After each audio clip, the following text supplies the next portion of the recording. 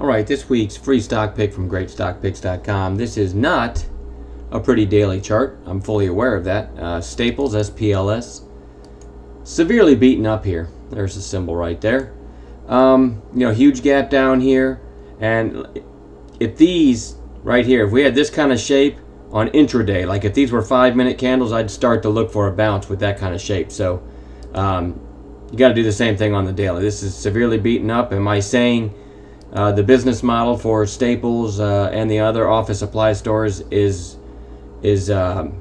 in good shape, or the economy's looking? I have no idea. I don't care. I know how to read a balance sheet, but we don't read balance sheets because this is all based on the charts and where traders are involved in a certain stock at a certain time. Okay, so shorts are having a field day right now with Staples, but it's certainly way oversold. A little narrow green day today.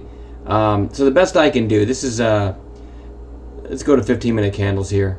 You see, today it stayed in a very narrow range. And so what I'm going to do is call this long if it breaks Thursday's high.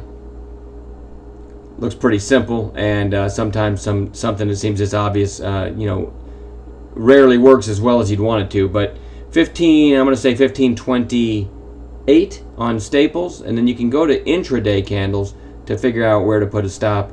You could go below the obvious whole number, 14.99. You could go below Thursday's recent low, the afternoon low here, 15.08.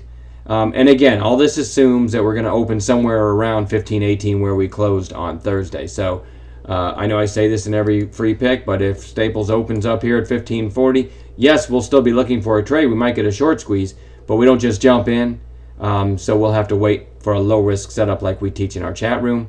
Conversely, if it opens down here at 14.95 and then climbs its way up to 15.28, we won't be buying it right at 15.28 because it will have already made a big move. So again, these numbers, this 15.28 entry is assuming that we open somewhere around where we closed. So we have 4 or 5 other picks on watch for our members.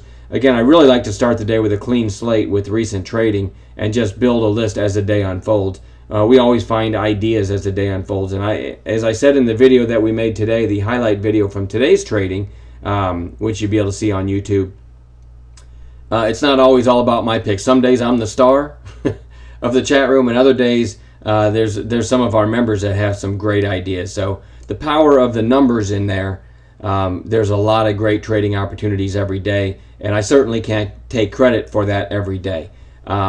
I guarantee all of mine will have a tight trigger and stop and be very low risk, but I'm certainly not always the star of the chat room, as you see from some of our videos. Many good picks by other members in there. So that's it. Staples, SPLS, 1528, tight stop.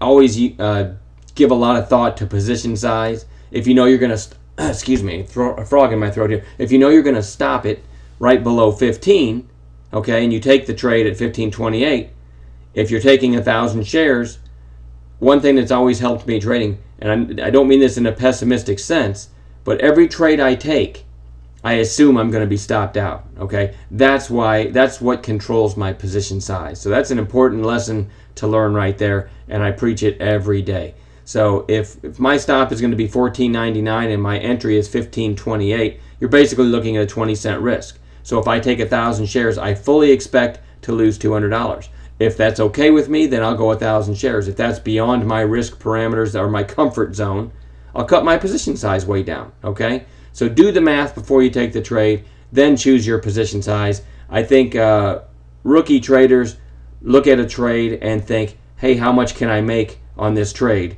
Only looking at where they think it's going to go. Whereas a seasoned trader looks at a trade, says, here's the trigger, here's the stop.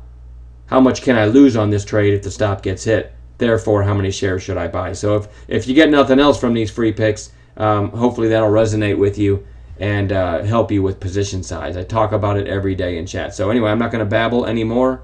Again, keep in mind, most of what we do is based on intraday setups. So it's a little tough to find ideas based on the daily chart like Staples here, with a clear-cut trigger and stop. But that's why I put these disclaimers in there. Make sure that we're talking about and open tomorrow somewhere near the close today, and so on. All right, I'm getting redundant, so I'm going to stop babbling. Have a great night, and we'll do a follow-up video on Staples to show you if we traded it at all, and if we did, how we traded it. Sort of an after-the-fact teaching tool. Have a great night, and we'll talk to you later.